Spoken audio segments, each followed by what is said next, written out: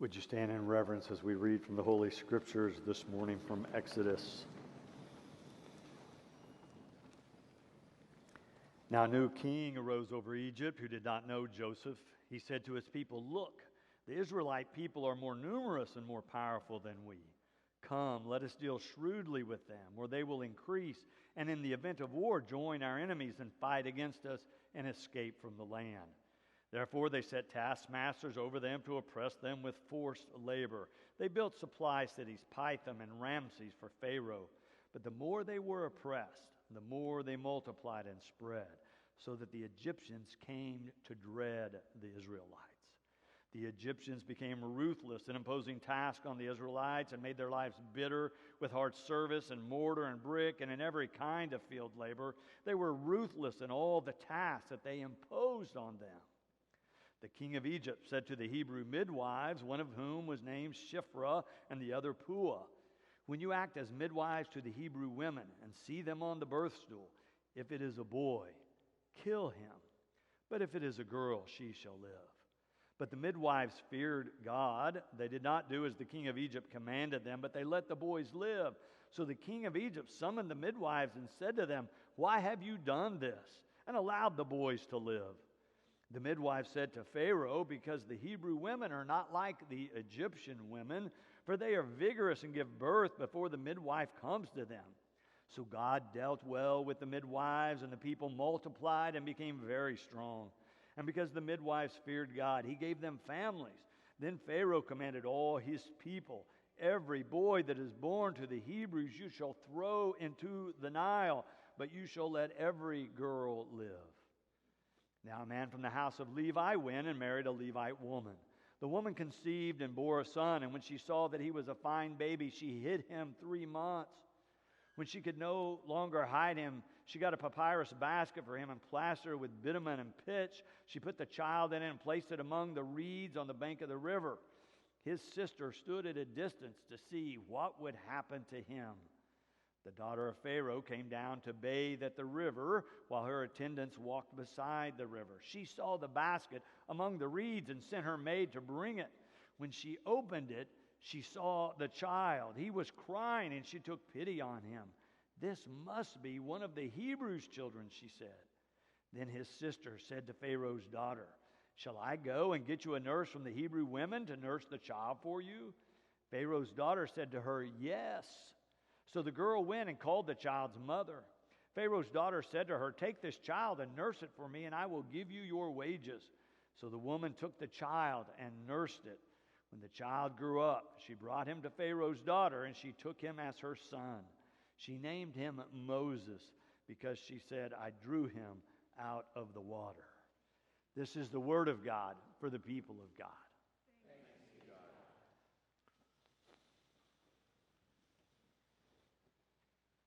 Many today are deciding that the Bible is irrelevant, that the Hebrew Scriptures and the Christian Scriptures have nothing more to say to us.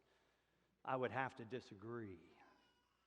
If you read through today's story, you could say that it's about a national leader targeting poor people and oppressing them for personal gain. Immigrants, actually.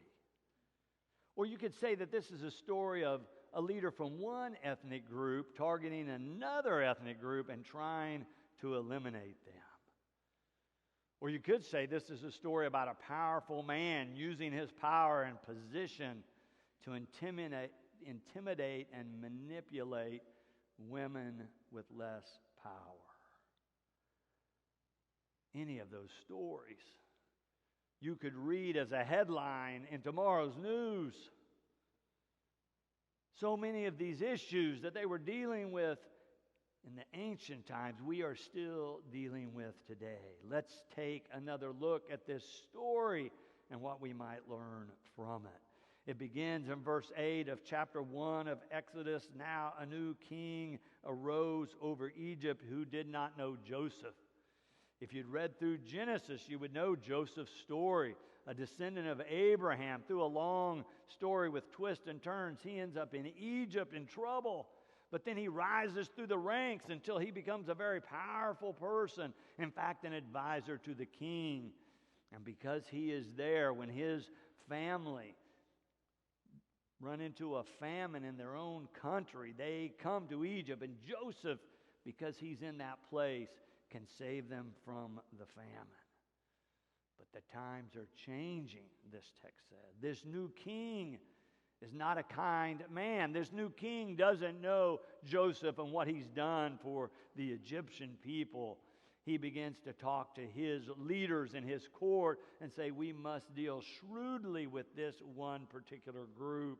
And he begins to cast dispersions on the Israelites.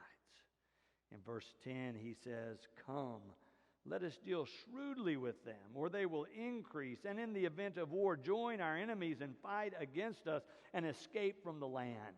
So the leaders listen, and the next verse tells us, therefore they set taskmasters over them to oppress them with forced labor.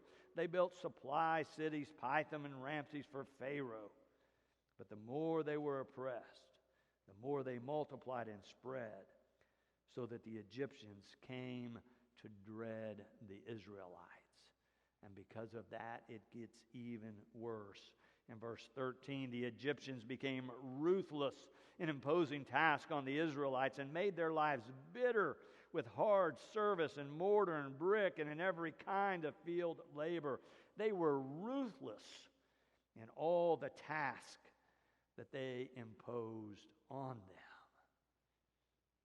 So we find a story that tells us about a king, a national leader who engages in purposeful oppression against some of the people that he's responsible for that live in his own country. It's clear that he's acting out of prejudice and greed, that he's working to build his own wealth, his own power, his own status and influence. And he will apparently have no bounds to how far he will go. The word in the text is ruthless. It repeats that he is ruthless. He unveils this murderous plot to kill every male baby born to the Hebrew people. He calls the midwives in and invites them into this plot to act against their own people, to kill innocent babies being born. The midwives resist. They come up with a plot to thwart his ways. So the king decides he can still deal with this. He releases this reign of terror, saying to all of his people, anytime you see one of these children, throw them in the Nile, kill every baby boy that's a Hebrew. It's such a dastardly action, an unbelievable step for a leader of a people to take, and yet it is not unprecedented in the world. There are still places in the world where things like this are going on. But the midwives continue to resist this evil king, and we are given the reason why in verse 17. But the midwives feared God. They did not do as the king of Egypt commanded them, but they let the boys live. They feared God. They had a relationship with God. They were compelled to act because of their faith in God. Sometimes our faith compels us to act. Sometimes our faith prompts us to take a step, even at risking our own well-being and health. Certainly these women do that. These are just common women doing their job the king tries to use for ill. But because of their faith, they decide to take a different action than the king has commanded. They show deep courage in the face of this murderous plot. They show this great compassion for these pregnant women and the babies that are going to be born. They risk their own well-being and probably their own lives to stand up on behalf of the children and these other vulnerable women. As I was reading over the text these last few days, it reminded me of Rosa Parks. You probably know the story of Rosa Parks being seated on a bus in the 1950s when buses were segregated by white only and black only seating. The story often says that the reason she got in trouble and was arrested is that she sat down in the front of the bus in the white only section. But as I was reading this week, I was reminded that's not really what happened. She got on the bus, went past the white-only section. There was a middle section on the bus that was open seating. She sat down there with 3 other black women who had been at work all day. When the front of the bus, the white-only section, filled up, and then one more white man got on the bus and didn't have a seat in the white-only section, the bus driver looked at Rosa Parks and told her to stand up so this man could have a seat. She did not stand up. She and the others were arrested. It triggered what we know as the bus boycott in Montgomery, Alabama, an illegal case that the NAACP and others brought against the city of Montgomery that went all the way to the Supreme Court, and when finally was ruled upon, outlawed bus segregation and seating in America. When I was rereading the story this week, I was reminded that there were other black women who had been arrested for sitting in the wrong seat even before Rosa Parks was arrested. But Rosa Parks and 3 of these other women who had been arrested, who became co-plaintiffs, decided it was time to stand up. There was time to disobey what they saw as an unjust law. These were just common women who, compelled by faith one day, decided it was time to respond in a different way. The Hebrew midwives did the same. They were put in a circumstance they found untenable, and they decided to do something different. Common women who become extraordinary examples of courageous souls resisting evil and injustice because of their faith, the text tells us, because of their relationship with God. Sometimes we find ourselves in circumstances where a higher power prompts us to disobey civil authority or prevailing practices. Sometimes we feel prompted by the Spirit to stand up against hate, to stand up against evil and injustice, to see a wrong that's being done and decide I can do something about it to make it right. Sometimes we are prompted by our faith to decide we're the one to step up and help in a crisis. These Hebrew midwives did just that. Then in verse 20, we are told, so God dealt well with the midwives, and the people multiplied and became very strong. It is a story about these courageous women, but it's also part of a larger story about how the Hebrew people grew in number and strength. By the end of our text today, we read in chapter 2, we're introduced to Moses as a baby being born. And certainly he's part of the national narrative about how God works to bring these people together, to make them a holy nation, a chosen people. But these writers want us to understand as the readers that they believe that God is the force behind all of this.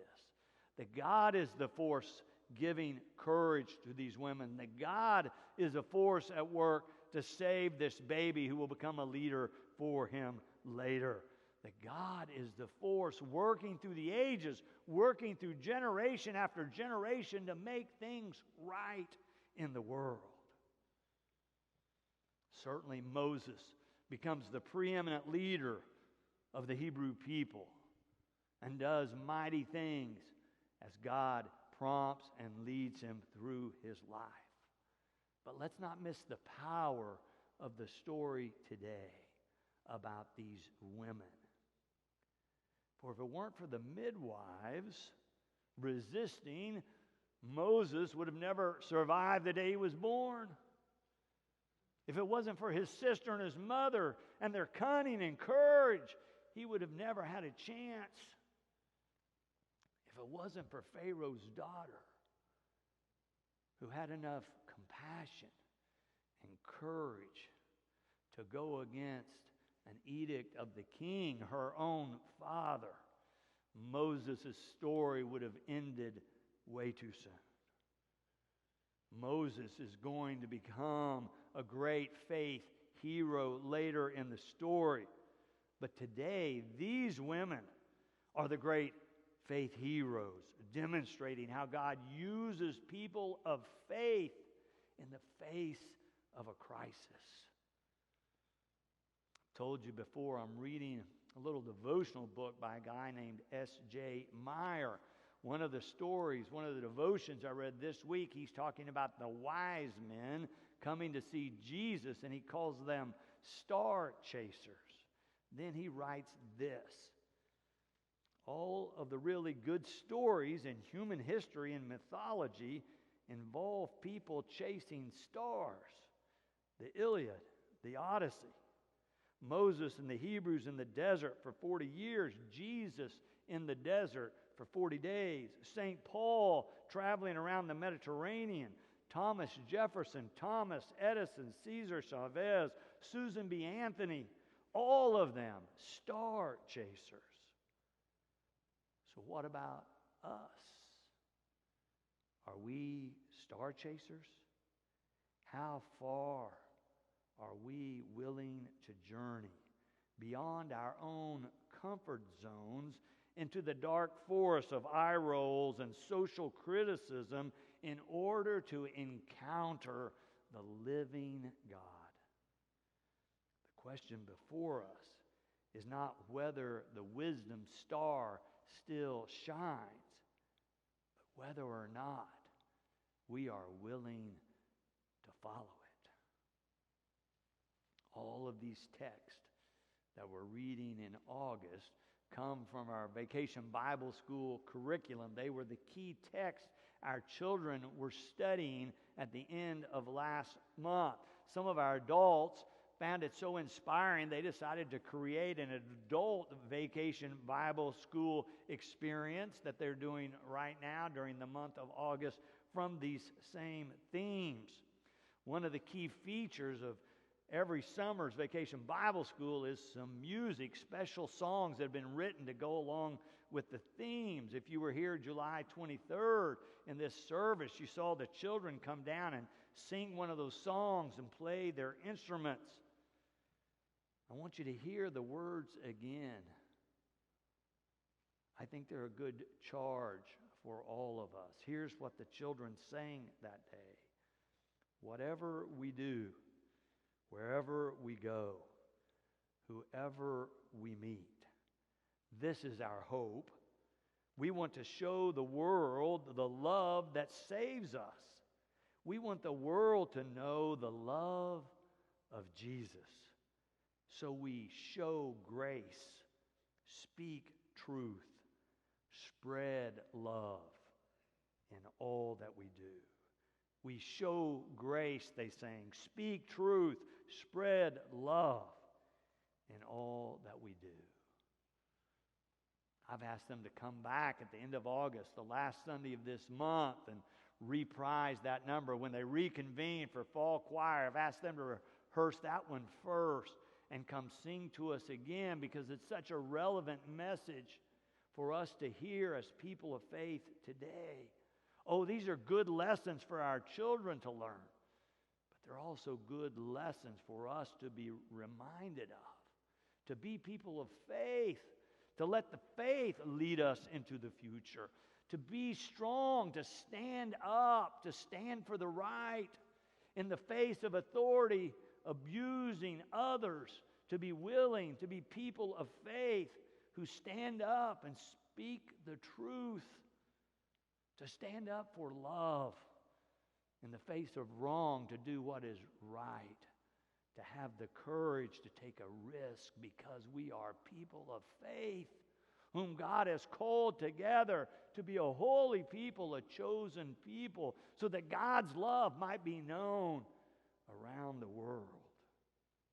May we go forth, allowing our faith to lead us in all we say and do. Amen. And thanks be to God.